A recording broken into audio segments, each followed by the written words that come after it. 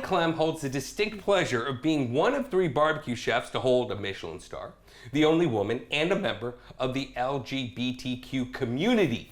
To say that she breaks barriers is a bit of an understatement. At her barbecue joint, La Barbecue, well, that was my first taste of Texas barbecue, so it's a special place in my heart. Klemm, thanks for being here. Thank you. It's good to be here. All right, I want to rewind back. Literally, it was 10 years ago, a little over 10 years ago, but I'm back and it's my first time having La Barbecue. What should I get? Well, you always get the brisket. Okay. But, you know, I guess in Texas, Central Texas, it's like the Texas Trinity, if you will. Okay. So you get the brisket, the pork ribs, and then sausage. And you're lucky because we do 3 or 4 sausages daily. I feel like you've been doing some new stuff lately, like tri-tip? Tell me about that. Yeah, so, well, we've had tri-tip kind of on the menu for a few years or so. And we do different things with it because it's kind of a versatile meat. You can season it with kind of a lot of different things. Yeah. But my favorite go-to, I do a special blend of a spice that I do that it's like a rub. That I actually call my burger blend, but you can kind of put it on anything. Okay. And so I season it very heavy on these tri-tips, and I cook it about medium rare, just depending. That's the thing. It's more. It's not like something like brisket that's low and slow cooked through. Right. It's more like a steak, right? Right. I mean, that's just how I like my tri-tip. I mean, people cook it all kinds of different ways, but specifically to my taste, that's what I like. My baseline for brisket was moist from La Barbecue, and you won a freaking Michelin star. Tell me about your brisket process, because I'm literally like looking at that going, that is freaking the whole point. This is why you flew to Austin, was that right there. Tell me about your brisket process. So we do kind of a different, non-traditional, if you will. We're a hot and fast brisket. So a lot of people, fast. Yeah. So not this whole 12-hour. No.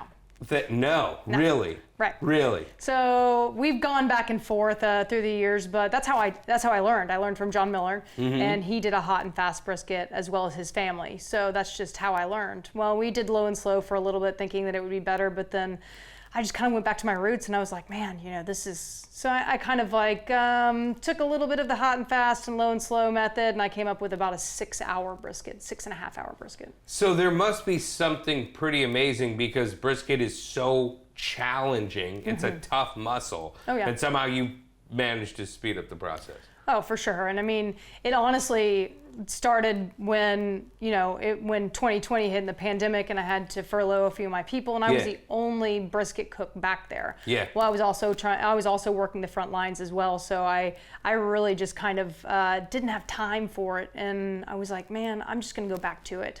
And we'd kind of been knocking off some hours as we went, and I just kind of ripped the Band-Aid off, and I was like, this is how it is. Seriously? Yeah. I will say this, 2020 was the year that I first got an Instant Pot, so I don't know if there's a correlation there. But that is pretty amazing, literally halving the cooking time. All right, now, this sandwich apparently gets a little bit of a chuckle when people order. Tell me about this one. So we like to have fun with a few tongue-in-cheek type things. Okay. I mean, we're in the restaurant industry, right? Sure. I mean, sure. So it gets fun. So so let me just start off with what it is, right? Okay. So it's a chopped beef sandwich, but just to make it like extra, we put chili on it. And instead of a sloppy Joe, which it's not, we called it a sloppy hoe. A sloppy hoe. Well, I gotta tell you, that is one decadent hoe right there. You know what I mean? Oh my God. I'm making googly eyes at that hoe. I really am. It's just so crazy. Chopped beef and brisket. These are pictures of food that simultaneously makes me hungry and full at the same time. Oh, for sure. I mean, just looking at that makes me want to my stomach is already full. It is, and it's incredible. We sell a ton of them for the brave that want to say it. Okay, yeah. Well, I'm brave too. Now, I got to tell you, I saw this dish, and I've been coming to La Barbecue for a decade. Right. And I have seen, certainly since 2020, just some newer stuff popping up there. Right. But I love this sandwich, and I remember when you texted this to me, I was like, is that a freaking pork chop? I mean, I was like, that has so much promise. Tell me about that one. So I love pork chops. They're one of my favorites, of course. And when done properly, they can be nice and juicy and tender. I actually was putting some of them on for my specials because I love to do specials. It's like it fuels my creativity in the restaurant. And I ordered this case of pork chops, and it came in, and they were like those really nice breakfast pork chops, if you will, like the thin ones. And I was like, well, what do I do with these? And so I buttermilk brine them with our jalapeno juice and our pickle juice. Just let them sit overnight real quick, and it really tenderizes them and makes them, I mean, just almost fall apart.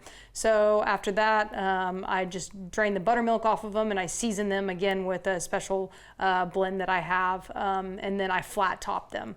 Wow. Yeah, so they're nice and so crispy, cool. but also very tender on the inside and juicy. And then we put a very healthy portion of horseradish mayonnaise on there, pickles and onions. I would say congratulations are in order. Thank you. Congratulations on really all the success. And, you've gone through a lot, and it's just great to have known you for 10 years and really excited to see it's been a long time. I know, we've known each other for a bit. We know each other a bit. Allie Klemm, thank you for being here. Yeah, thank you, of course. Yeah.